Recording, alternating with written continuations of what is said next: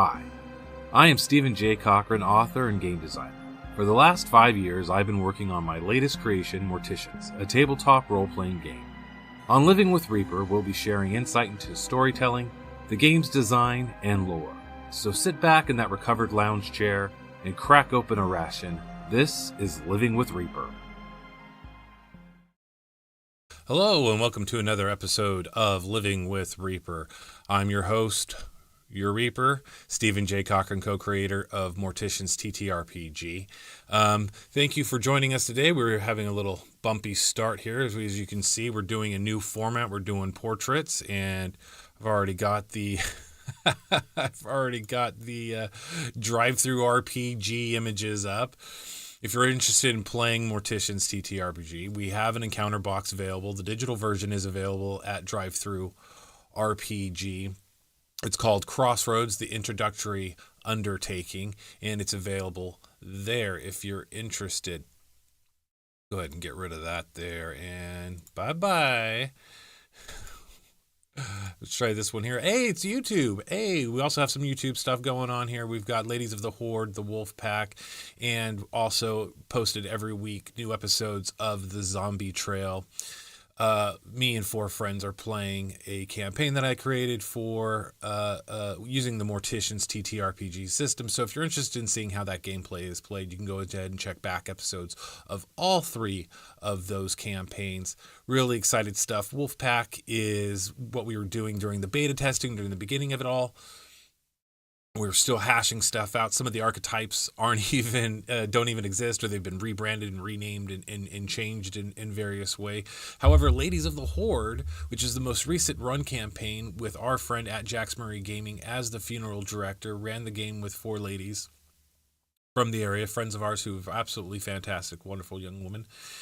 And their story takes place in an extended view down to the southern and to the coastal regions of Sanctuary Valley. And they wrap that up. My understanding is they will be attempting to continue gameplay over at the Dragon's Hoard, one of our partners in these endeavors. The Dragon's Hoard is a local game shop right here in Fresno, California, and they are discussing running those games on Saturday, and I am in the works talking to them running more Morticians games. As it seems, a lot of people are really excited to get their hands on the game and play it and experience and have fun killing zombies. So if you're interested in some of that gameplay, go ahead and swing on by to YouTube and check out those campaigns. So today we've got this new format. So why do we change things up?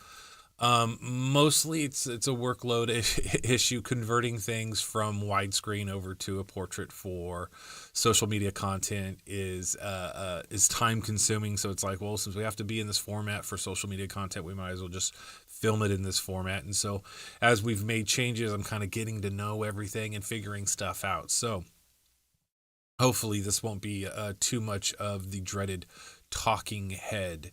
In theater, when you are creating a play or you're performing a play, there's something you want to avoid, and that is a talking head. It's a visual medium. You want to be able to move around, see what's going on and everything, and really entertain them. In scripts where there's a long monologue or whatever, instead of having the person just talk, they need to be doing something physically, because we are inanimate creatures, right? And animated creatures, living things as we move and talk. We're going to talk a little bit about that today. I just want to thank everyone for their continued support as we grow. We have people popping in and out all the time.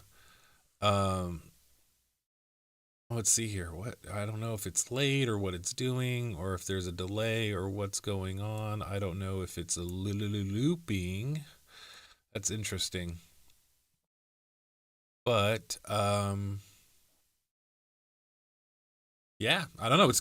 Let's soldier on. All right. So, but we want to thank everybody for their continued support. And as we grow, today I want to discuss zombies, and more zombies, how they operate, why they operate the way that they do, and start discussing over the 40 different zombies that will be included in the core rulebook upon its release. So one of the things, and again, I have a little talking points on the monitor in front of me. So if you see me doing this, that's what I'm doing. Um, so one of the things I wanted to talk about, I was just mentioning that when a person's on stage and they're performing, you don't want the talking head just sit there flapping the gums. Okay. It's incredibly boring. Nobody wants to see that. As living things, we move around in space. As you can see, I'm animated, talk with my hands and whatnot. But even if you're like sitting in a room conversation with people, as you're sitting there having that conversation, while you're speaking and people are observing, they're doing stuff. They're moving their hands, they're shifting their weight. That needs to translate. And we do a lot of this stuff unconsciously because we are living, moving things. But zombies are not sentient. They only focus on deep memory, on a very deep memory level. And so, but what does that mean? What does that really mean? Focusing on a deep memory level. There's this idea of we operate with 3 levels of memory. There's the memory that functions on the surface, one that's a little below it, and then the deep memory. And how they kind of break down is like the surface one's real simple. We engage in the surface memory all the time, and the surface memory. And I'm sure some psychologists out there, that's not what it's called. It has a name. It has a technical name. You should have looked it up. Yeah. The surface memory that I'm referring to is the idea of tracking things like time and faces and preferences. So the surface memory is I like pizza, or I like hamburgers, or I like this, or I remember that person. That would be like the surface memory that we kind of all tap in. And that's the one we're most cognizant about, is that surface memory. Underneath that, kind of in the middle there, is the second layer of memory. And how that memory works is you understand certain functions of your body. So when your stomach starts to hurt, you remember, I'm hungry. If you were swimming and you're underwater and you hold your breath too long, you feel that exhaustion in your lungs, and your memory says you need air. That's the second level of memory. It doesn't focus on preference, but it focuses on a certain need. The deep memory I'm referring to, the last one, is kind of a breakdown on motor function. So it operates like you don't think about breathing, you just breathe. You don't think about chewing, you just chew. Now, obviously, you bite your cheek, you're going to think about how you chew.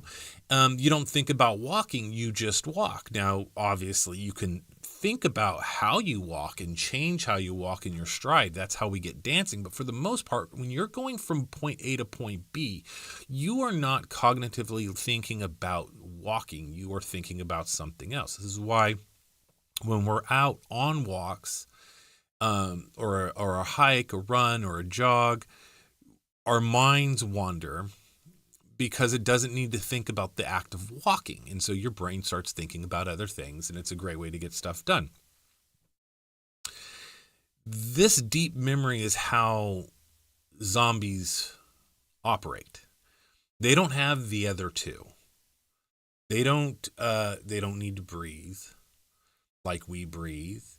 They have a deep desire to nourish themselves. So I guess it taps into that second one just a little bit. But for the most part, it doesn't think about walking. It doesn't make plans. It doesn't scheme or remember things. It doesn't track time. So how you play a zombie in the Morticians world is they're not sentient. They don't plan ahead. So what that means is that when a zombie focuses on a single target, it's operating on that deep memory, and it's going for the target to eat. Now, it will do nothing else. It won't decide, oh yeah, I've killed this guy, so now I'm going to go over to this guy. No, it's in a I need to eat operating state, and so it's going to keep consuming its victim until there's nothing left, or until something changes that focal need. So what I mean by that is there is a sense of self-preservation within the zombie. And I mechanically play this as if a zombie's health drops below 1/4 HP of its total health, it will change its focus. It understands damage, but it doesn't feel pain. It's on a deeper root. So if a zombie's attacking someone, it attacks. Now, this also means that the motor functions are different. So they have trouble with slopes and stairs, and doorknobs, because they don't plan, they don't process, they can't open doors. The threat of a zombie is the mass, the numbers, the strength, their invulnerability to various types of damage, their constant pursuit of nourishing themselves. So you throw a staircase in front of them. I like to joke, there are no zombies on the second floor. All right, there's no zombie penthouse, unless they were stuck there and they couldn't figure out how to open the door to get out. So, when a mortician clears a house, they clear the second floor. There's really no need to barricade the stairs, because zombies cannot cognitively solve for steps. They stumble, they fall, they can crawl upstairs. They can reach and pull themselves forward, gradually going up those stairs. But they do not step. They struggle with incline, which is an important mechanic to kind of remember when, as players, you're trying to deal with a zombie situation. Hey, Jax Marie Gaming, thank you for joining us today. We had a little trouble getting started. I'm always glad when you join in. So Jax Marie Gaming has joined us today. How you doing today? So, as I was saying, they do not problem solve. Doors, stairs, slopes cause a problem for them. They cannot prepare for or plan for an attack. So what this means mechanically is zombies don't bank extra action points for attacks or armor class. They can't defend themselves in that way. So what that also means from a funeral director's perspective is when a zombie is attacking, whatever attacks they're doing, whether they're clawing or biting or using one of their special abilities, they utilize all of their action points in either movement to get as close to the target as possible, and then they expend all their action points on the attack.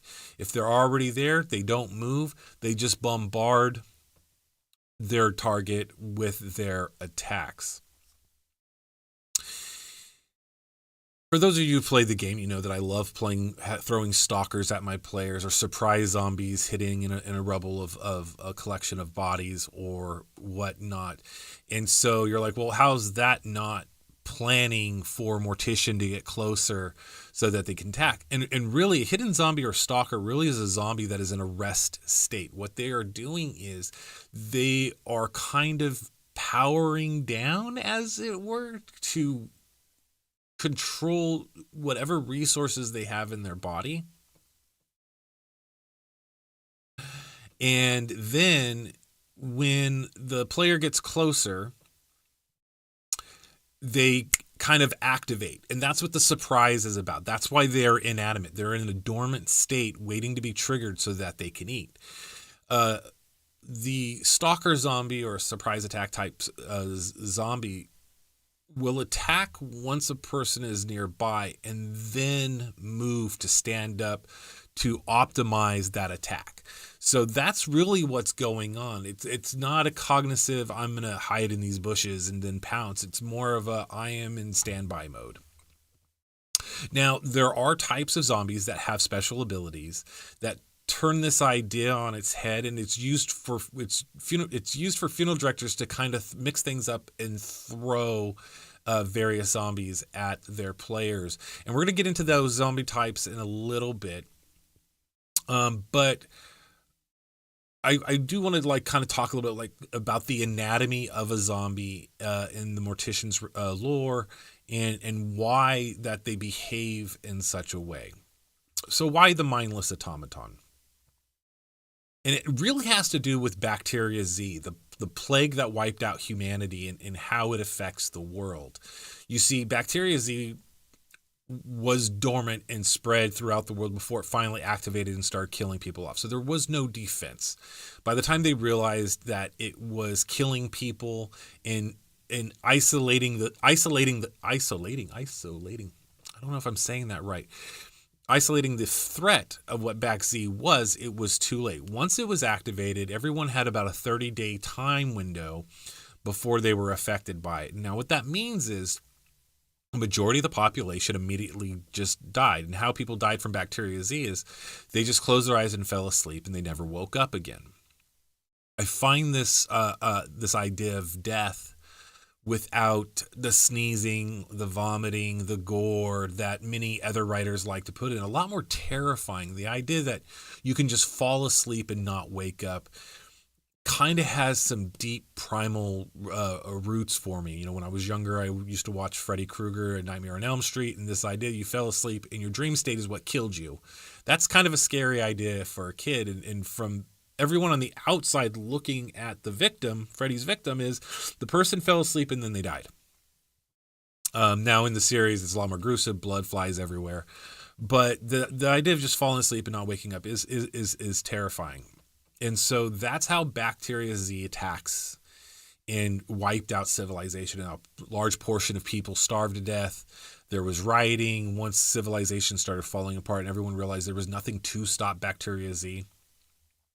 The chaos ensues, and so I talk about the 1/3, 1/3, 1/3, which is 1/3 died of BAC-Z, 1/3 died of starvation and lack of resources, and 1/3 survived. Now they survived because they had some kind of immunity that protected them from the absolute attack of BAC-Z, but it still kind of lingers in their body, and as Morticians take damage, they do bacteria resistance, it wears them down to a point where they can die in turn.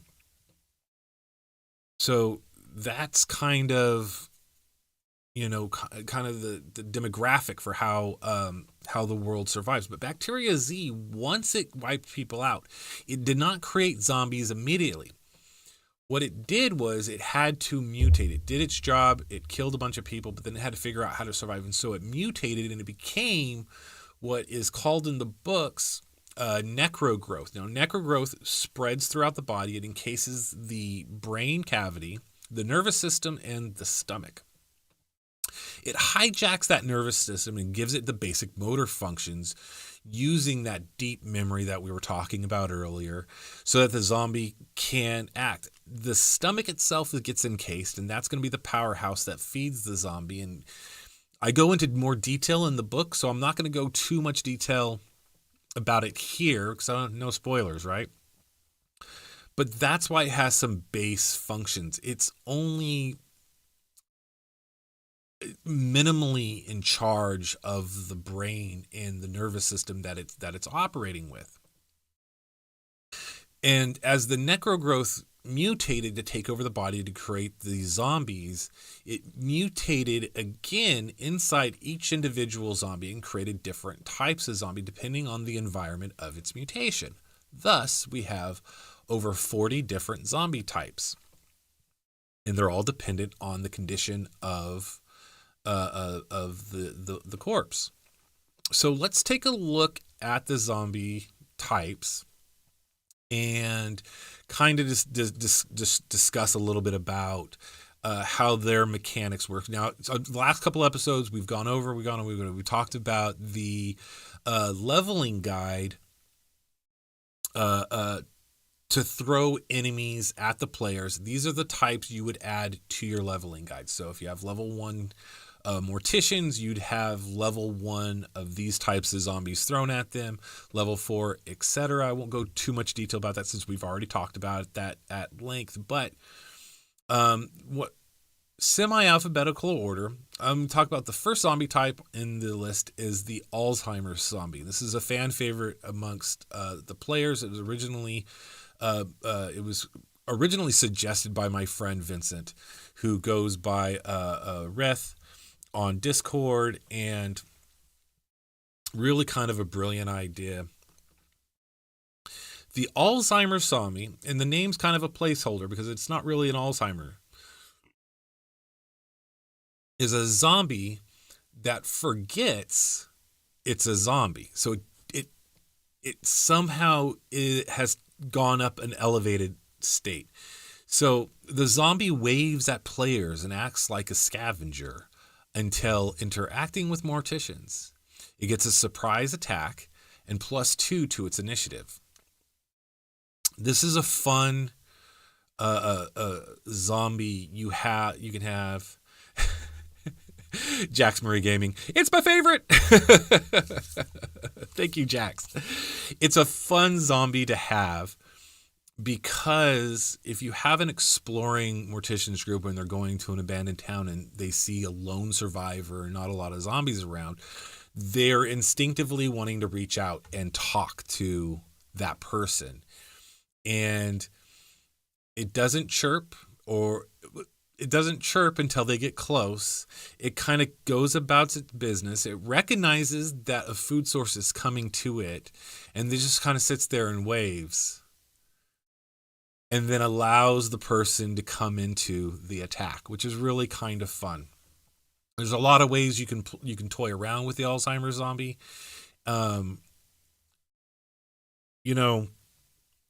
In discussing and developing the idea of the deep state and how the deep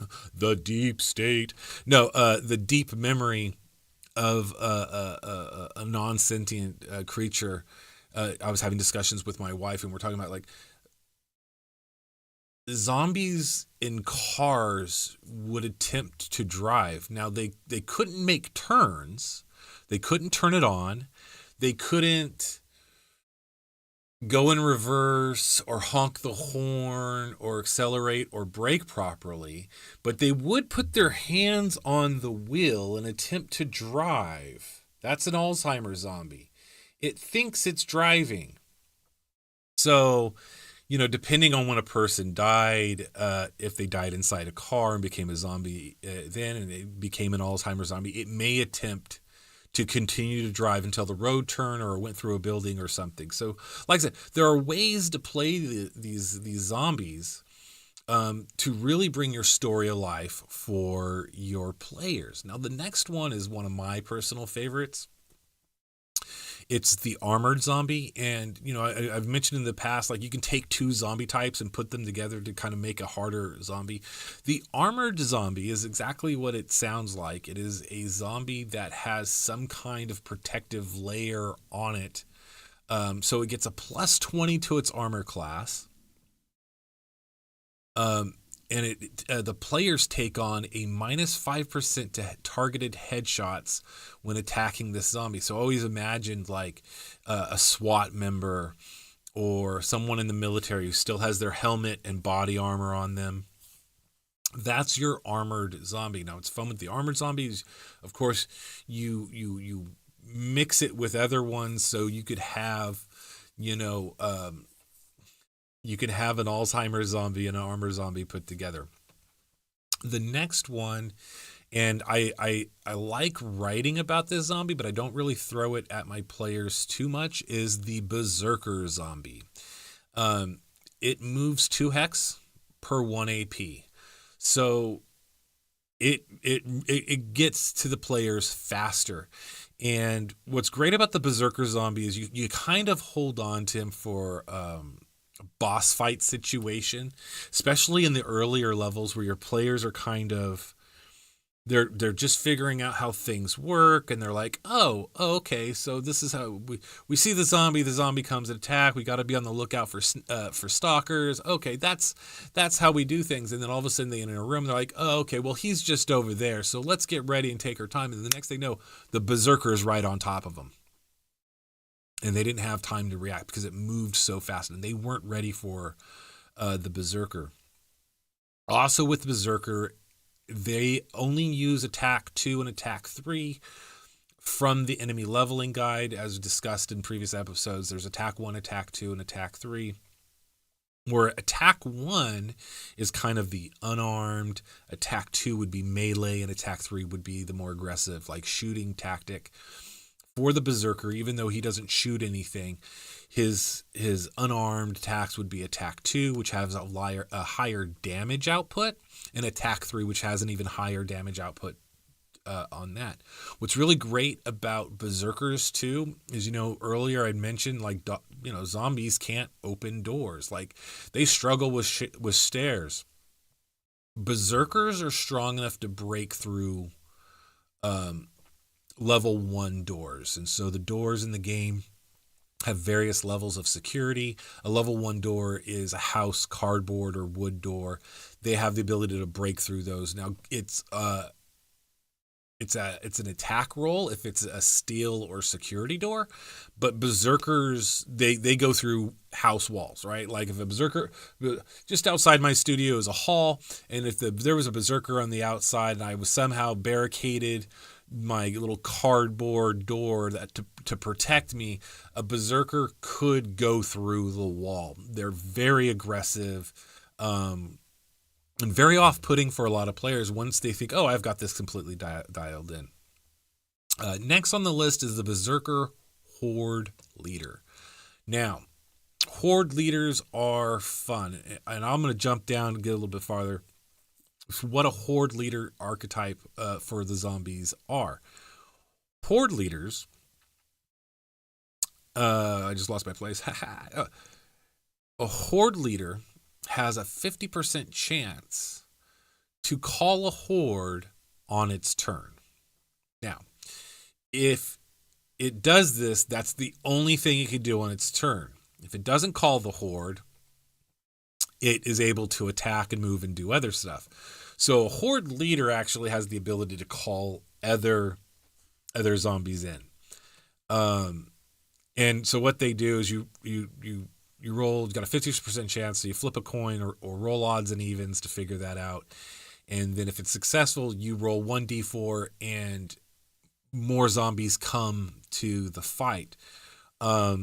For games where the players are having a hard time rolling to hit and damage, things can escalate fairly quickly. Now, a rule of thumb for the that's in the rule, not rule of thumb, it's actually in the rules, that 1d4 zombies that you bring, they're not special, they don't have a special type. They're usually at level or half level of what your players are at, so there is a survivability about it. But the thing about horde zombies,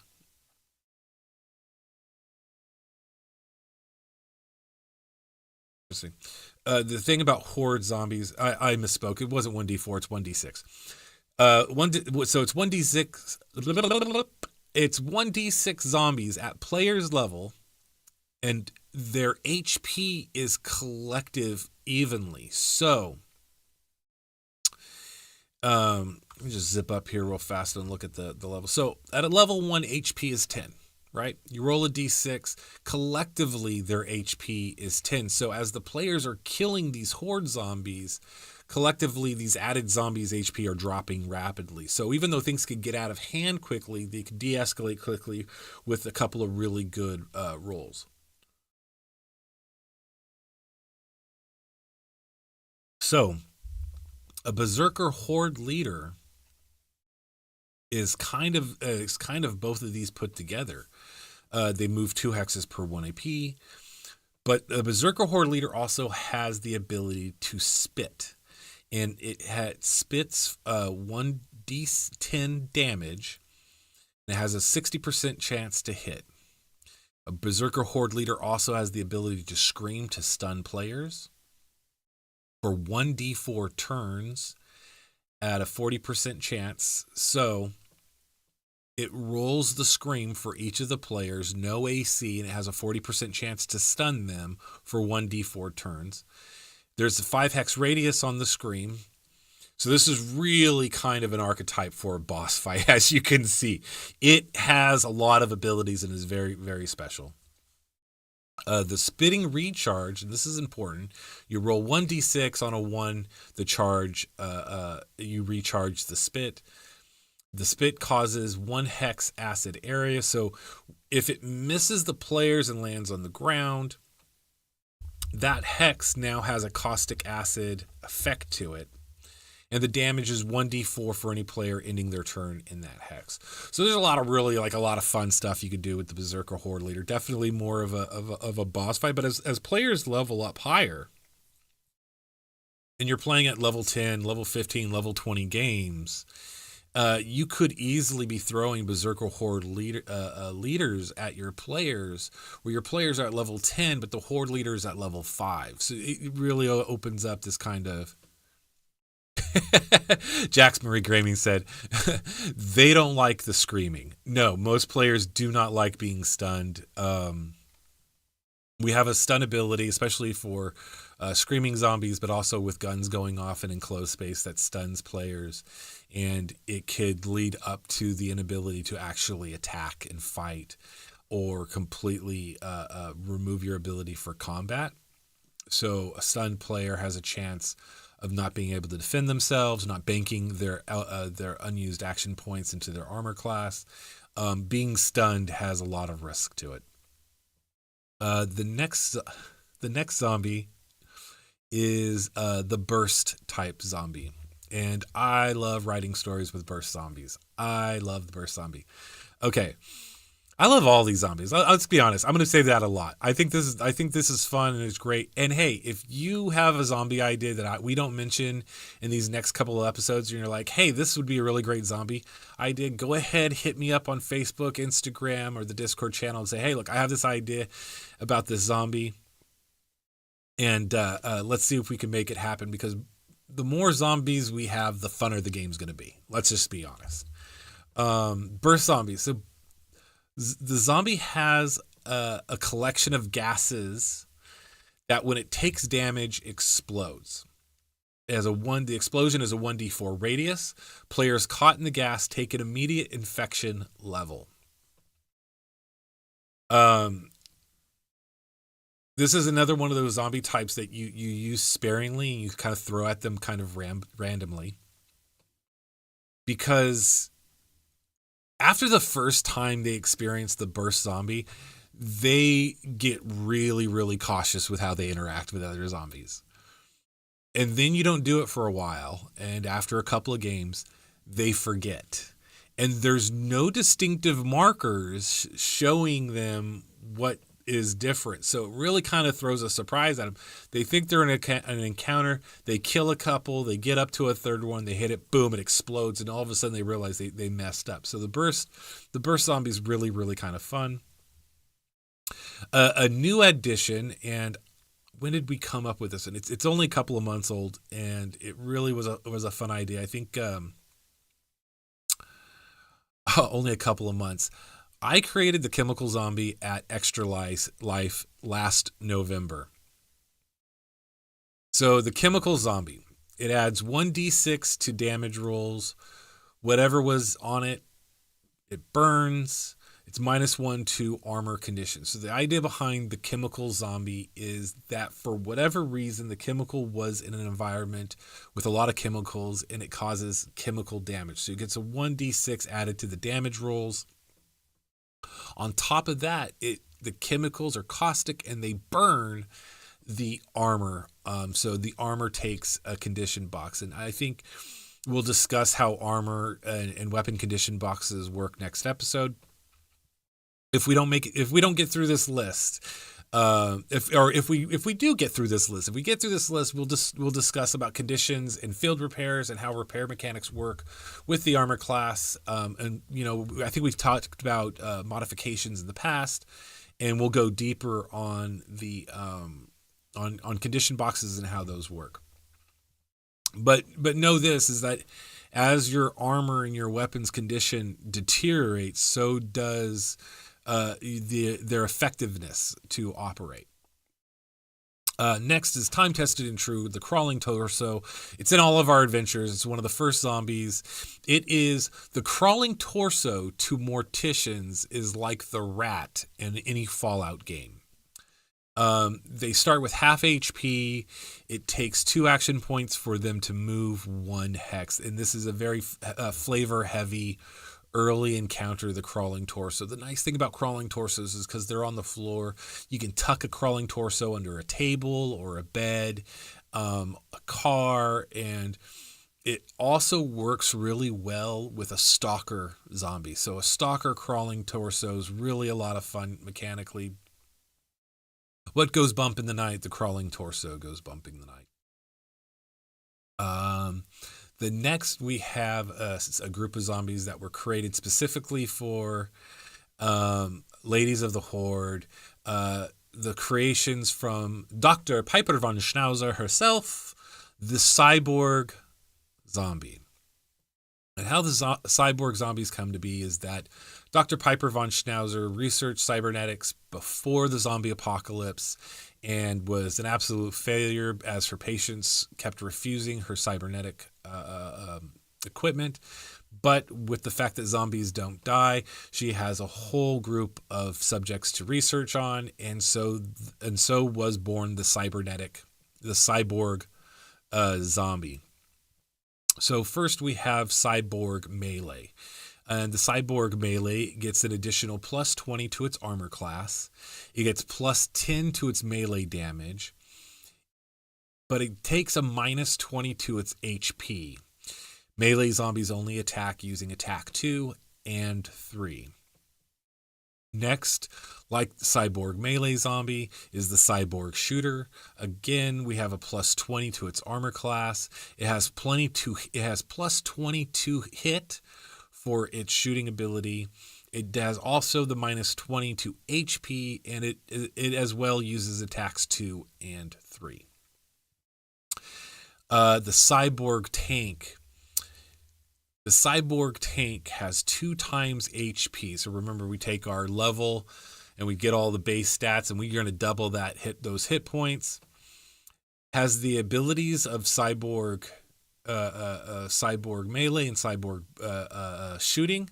So what that means is it has plus 10 to melee damage, plus 20 to hit for its shooting. And it is thinking, so it can put its action points into its armor class. It has ballistic armor, which halves damage from shooting skill. Its size is 1 hex radius larger. It is the Cyborg Zombie Tank. And so the reason why it's thinking is it has augmentations. It has a computer AI in it that allows it to kind of figure out how to do stuff on the battlefield.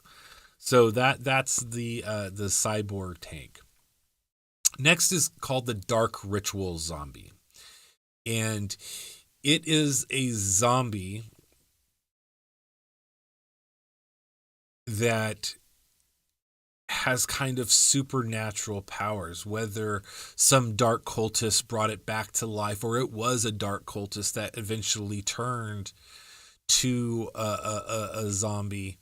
The Dark Ritual Zombie usually is dressed in robes and has some kind of imageography on its body, whether carved into its flesh or painted onto its robes.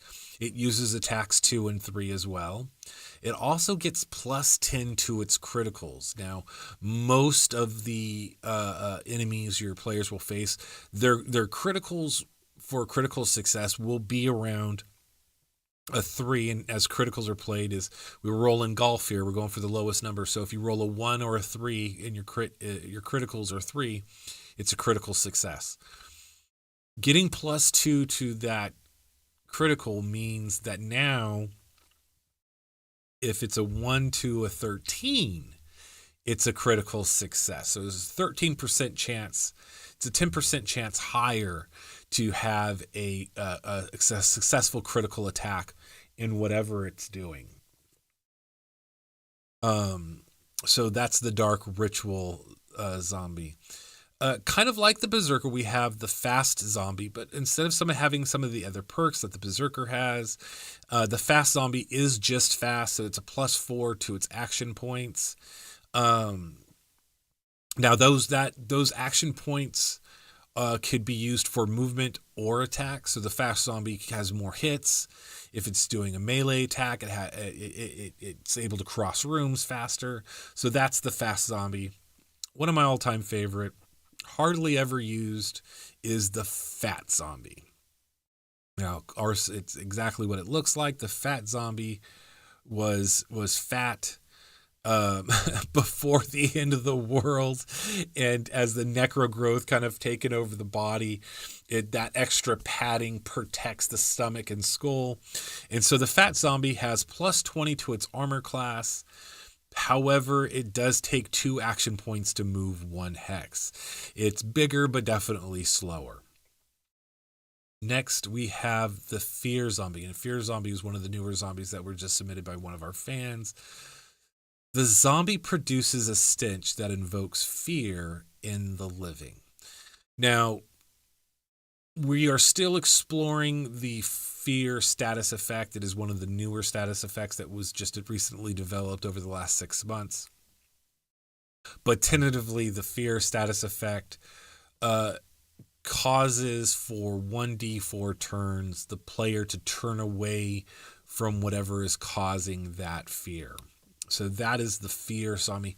And I think of it as like it's producing some kind of pheromone that's triggering an instinctive, I got to get the hell out of here, in the Mortician. Take a sip of water here as we continue.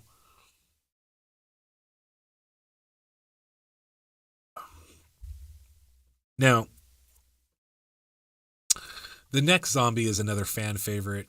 I hear people talking about it all the time, and funeral directors love to throw it into the games, and that is the Flesh Golem. The Flesh Golem is exactly what you think it is. It is a pile of bodies that have fused themselves together to create this giant monstrosity.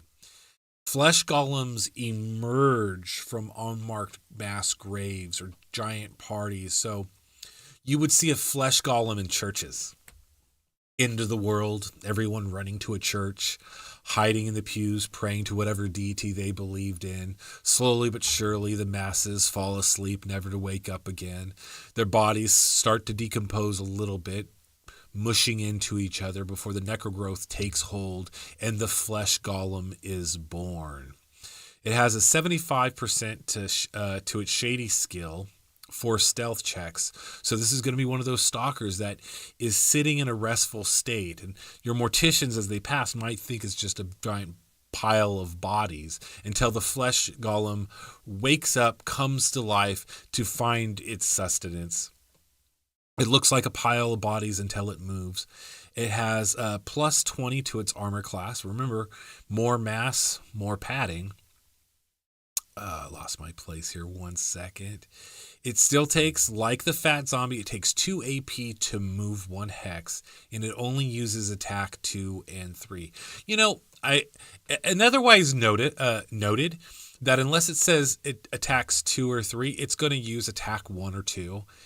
Or 3. So attack 1 does less damage, but is more likely to hit. Attack 3, for those of you who don't know, is least likely to hit, but if it does more damage. So there's a slow trade-off. But some of these bigger monsters of the zombie types that use attack 2 and 3, they are not going to hit as much, but they're going to hit a lot harder. So that's the Flesh Golem. The next one is Fused. Now, where the Flesh Golem was a giant body that came together, the Fused zombie is just 2. It's 2 zombies that are kind of sharing a third leg, and one body's jotting this way as the other body's jotting that way from the hips. Excuse me. So 2 zombies fused together, minus 1 AP for attacks. Uses attacks 1, 2, and 3. So minus 1 AP for attacks means that typically attack 1 uses 3 AP to initiate the attack. If it has a -1 to its attacks, all of those attacks are a little bit easier. So instead of 3 action points to attack, it's only going to be 2 action points to attack. This means that the fused zombie is going to be able to attack more times during the game. The head. The head. Also in every encounter in the beginning. The heads are great. The heads are like the crawling torso, only they don't move. The head has 1/4 hit points and 4 AP to move. 4 AP to move. Well, it has a tongue. It has a jaw. It might be... As it slowly rolls closer to what it's trying to get to, and as it tries to get it's sensitive. This is why Morticians carry a Mortician's wand with them, and each one's different. It's so you can penetrate the brain and eliminate these heads. A simple decapitation does not normally stop a zombie. The head's on the ground. For all the players who've played with me, because I've decapitated so many, I was like, yes, you've created so many heads just rolling across the ground trying to get to its next meal. It has a single bite attack each turn when close enough, but it has to get close enough. So the heads are really great. It's another sneaky type of zombie where you have heads lying around.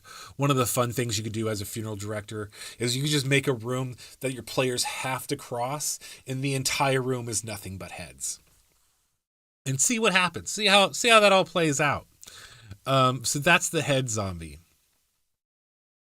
We talked earlier about the hordes, 1d6 zombies at players level, HP evenly divided.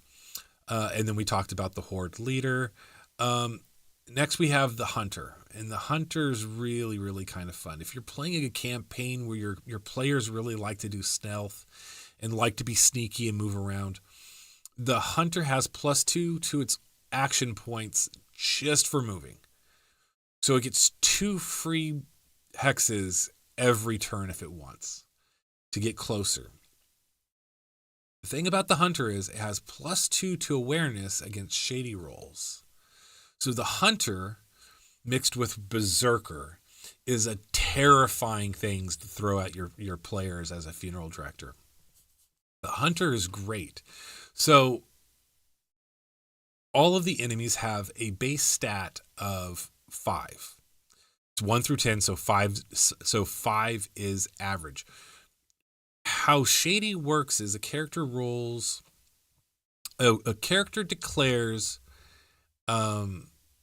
that they're going to be sneaky, whether they're going to do lockpick or something like that, but they declare their shady action.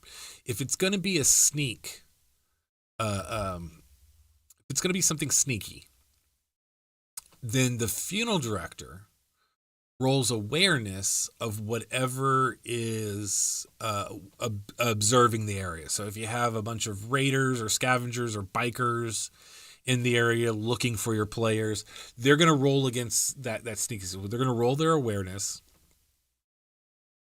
However much success by adds 5% to the difficulty. So for a scavenger with a 5, I roll a d10. If I roll a 3, that is a -10 to the difficulty of the shady roll. We do not tell players what they get. All players assume that their attempt is successful. This is what makes it fun. So you have them roll their shady. Immediately they're going to know if they're successful based off the roll, but they didn't know the difficulty. And that's where a little obfuscation playing behind the screen is really, really fun. The hunter gets +2 to its awareness for that check. So it creates a chance of a higher difficulty for the players to sneak by or to get away from the hunter. And that's why the hunter has its name, is that it's actually going out and it's looking to track down the players to eliminate. So that's the hunter. The military and the SWAT one, this is like the armored. One, but with more padding, more armored. So instead of a +20 to the AC, this is a +40 to the armor class. And instead of a -5 for headshots, it's a -10 for headshots. So I've got two types here. One's called mud and one's called plant.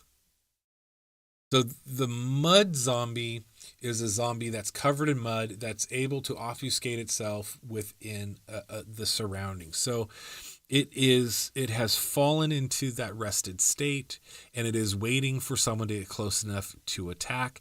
It has a 50% chance on its shady roll. Your players would roll their awareness to see what kind of difficulty is. The plant is 60%. So it has fallen into the state of rest. It's waiting for somebody to get close, and it has some kind of plant life growing on it to obfuscate the plant zombie from being able to attack. Another zombie that is really one of the fan favorites is the Popper.